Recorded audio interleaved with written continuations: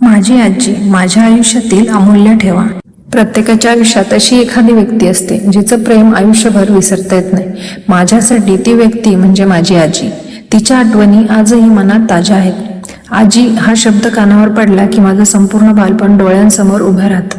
मी घरातील मोठी नात असल्यामुळे आजीचा माझ्यावर विशेष जीव होता. माझी प्रत्येक छोटी मोठी इच्छा ती मनापासून पूर्ण करायची. लहानपणी मी खूप हट्टी होते.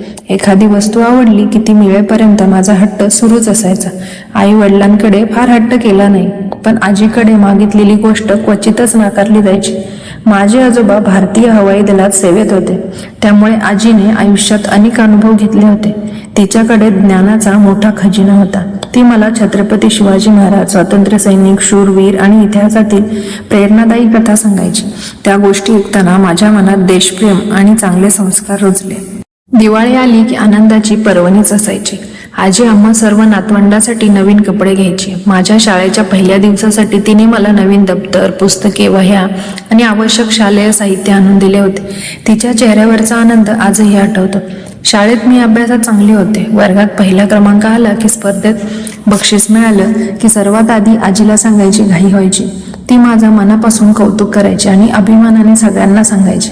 आधी एखादं छोटंसं बक्षीस देऊन माझा उत्साह आणखी वाढवायची. ती एक गोष्ट सांगायची, मुलीने शिक्षण घेऊन स्वतःच्या पायावर उभा राहायला हवं. लग्न प्रत्येकाचं होतं, पण आयुष्यात कधी काय परिस्थिती येईल हे सांगता येत नाही. म्हणून मुलगी सक्षम आणि स्वावलंबी असणं सर्वात महत्वाचं. आजीच्या हातच्या जेवणाची चव आजही विसरता येत नाही. विशेषतः दिवाळीचा फराळ म्हणजे घरातील सगळ्यांसाठी आनंदाचा सोहळाच असायचा.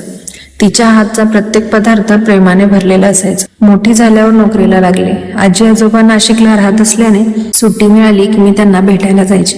त्यांच्यासोबत घालवलेले ते काही दिवस माझ्यासाठी अमूल्य आठवणी बनून राहिले. यानंतर कोरोना महामारी आली आणि सगळ्यांचंच आयुष्य बदलून गेलं. भेटीगाठी बंद झाल्या, फक्त फोनवरूनच बोलणं व्हायचं.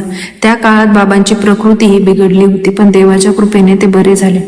आजी वयामुळे थकली होती, तरी स्वतःची कामं स्वतःच करायची. कोरोना संपल्यावर आजीला भेटायचं ठरवलं, पण नियतीला काही वेगळंच मान्य होतं. 15 जानेवारीच्या रात्री आत्याचा फोन आला. ती आजीला भेटायला नाशिकला गेली होती. आजीला थोडा अशक्तपणा जाणवत असल्याने तिला रुग्णालयात दाखल केलं होतं. मी आत्याला सांगितलं, मी उद्या सकाळी आजीला भेटायला येते. तिनेही होकार दिला, पण दुसऱ्या दिवशी पहाटे आलेल्या फोनने आयुष्यभराची पोकळी निर्माण केली होती. आत्याने शांत आवाजात सांगितलं, आजी आपल्यात नाही. क्षणभर सर्व काही थांबल्यासारखं वाटलं. कोरोनानंतर एकदा मनसोक्त भेटायचं, बोलायचं, तिचा हात हातात घ्यायचा, हे सगळं अपूर्णच राहिलं. माझ्या भेटीची वाट न पाहताच ती कायमची निघून गेली. आज तिच्या जाण्याला 2 वर्ष झाली आहेत, पण तिच्या आठवणी, तिचं प्रेम, तिचे संस्कार आणि तिचे शब्द आजही माझ्या प्रत्येक पावलावर माझ्यासोबत आहेत. या अनुभवाने मला एक महत्वाचा धडा दिला. आपल्या माणसांना वेळ द्या, त्यांच्यावर प्रेम व्यक्त करा. उद्यावर ढकललेली भेट कधी कधी कायमची अपूर्णच राहते. आयुष्याचा शेवट कधी आणि कुठे होईल हे कोणालाच माहित नाही. म्हणून प्रत्येक क्षण प्रेमाने, आपुलकीने आणि कृतज्ञतेने जगणं हाच खरा जीवनाचा अर्थ.